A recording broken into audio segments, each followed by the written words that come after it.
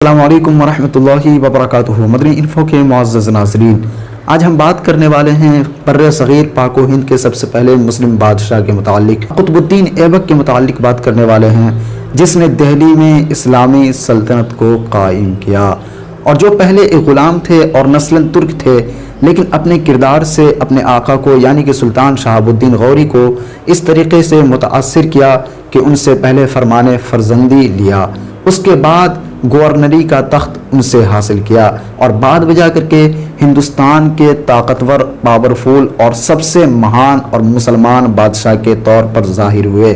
آج انہی کی ہسٹری کے متعلق بات کرنے والے ہیں۔ پوری ہسٹری لینے سے پہلے ایک ریکویسٹ کروں گا کہ ویڈیو کو اینڈ تک لازمی دیکھیے گا، اور اگر آپ ہمارے چینل پر نئے ہیں تو سبسکرائب کر کے بیل آئیکن کو بھی پریس کر دیجیے گا، تاکہ دہلی سلطنت کے سلطانوں کی کہانی آپ سے چھوٹ نہ سکے۔ ساتھ ہی لائک کر کے اپنی محبت کا اظہار کرتے ہوئے آگے بڑھیے گا۔ چلتے ہیں ناظرین اصل ہسٹری کے جانب۔ قطب الدین ایبک ناظرین 1150 میں پیدا ہونے والا بر صغیر کا پہلا مسلم بادشاہ، جس نے دہلی میں اسلامی حکومت کی بنیاد رکھی، جو دہلی سلطنت کے نام سے مشہور ہوئی۔ یہ نسلاً ترک تھا۔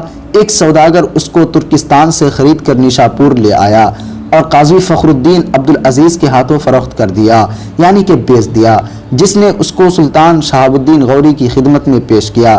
ناظرین، سلطان نے کثیر رقم دے کر کے اسے خرید لیا۔ شکل و صورت میں قبیح تھی، لیکن ایک چھولیا ٹوٹی ہوئی تھی، اس لیے لوگ اس کو ایبک شل خستہ انگشت کہتے تھے۔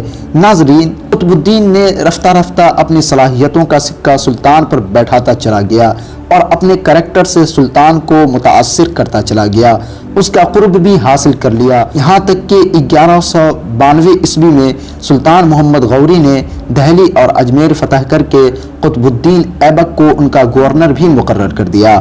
اگلے سال سلطان نے قنوج پر چڑھائی کی۔ اس جنگ میں قطب الدین ایبک نے اپنی وفاداری اور مکمل ذمہ داری اور سپہ گیری کا ایسا ثبوت دیا کہ سلطان نے اس کو فرمان فرزندی بھی عطا کر دیا اور سفید ہاتھی بھی عطا کیا، جو کہ گفٹ کے طور پر تھا۔ قطب الدین ایبک کا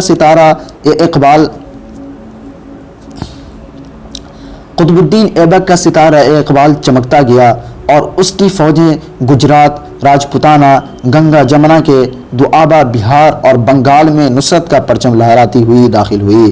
جب سلطان محمد غوری 15 مارچ 1206 عیسوی کو جہلم کے قریب گکھڑوں کے ہاتھوں مارا گیا، تو ایبک نے جون 1206 عیسوی کو لاہور میں اپنی تخت نشینی کا اعلان کر دیا۔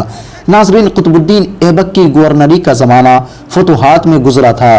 تخت پر بیٹھ کر اس نے امور سلطنت پر توجہ دی۔ اس کا بیشتر وقت نوزائیدہ اسلامی سلطنت میں امن و امان قائم رکھنے میں گزرا۔ عالموں کا قدردان تھا اور اپنی فیاضی اور داد و دہش کی وجہ سے تاریخ میں لکھ بخش کے نام سے بھی مشہور ہوا۔ نومبر 1210 عیسوی میں لاہور میں چوگان پولو کھیلتے ہوئے گھوڑے سے گر کر راہیے ملک عدم ہوا، یعنی کہ وفات کر گیا، اور انارکلی کے ایک کوچے ایبک روڈ میں دفن ہوا۔ ناظرین، ان کے مقبرے کے بارے میں جہاں تک ہسٹری نگاروں نے لکھا ہے، ایبک کا مقبرہ لاہور میں انارکلی بازار کے پہلو میں ایبک روڈ پر واقع ہے۔ ناظرین، یہ مقبرہ وقت اور حالات کے ہاتھوں برباد ہوتا رہا اور بدلتا رہا، یہاں تک کہ مہاراجہ رنجیت سنگھ کے دور میں بھی یہ ایک سکھ کی ملکیت میں رہا۔ انگریزوں کے دور میں یہ مقبرہ خستہ حالی کے منہ بولتی تصویر تھا۔ پاکستان کے بعد صدر ایوب خان کے دور میں محترم حفیظ جالندھری نے ان سے گزارش کی کہ مجاہد اسلام کے مقبرے کی مرمت اور تزئین و آرائش کا بندوبست کروایا جائے، یعنی اس کو سرے سے بنایا جائے۔ صدر پاکستان نے ان کی درخواست قبول کی، اور آج یہ مقبرہ مجاہد اسلام کی شان و شوکت سنبھالے کھڑا ہے۔ تو ناظرین، قطب الدین ایبک کی یہ وہ کہانی تھی جو ان کے ریئل لائف سے جڑی ہوئی تھی، میں نے آپ کے سامنے رکھ دیے۔ آپ سے گزارش کروں گا کہ یہ مجاہد اسلام کی تاریخ اور ان کا اتہاس آپ کو پسند آئے ہو تو اس کو تمام احباب تک ضرور شیئر کیجیے گا، ساتھ ہی ہمارے چینل کو سبسکرائب کر کے بیل آئیکن کو بھی پریس کر دیجیے گا۔ چلتے ہیں، السلام علیکم، شکریہ۔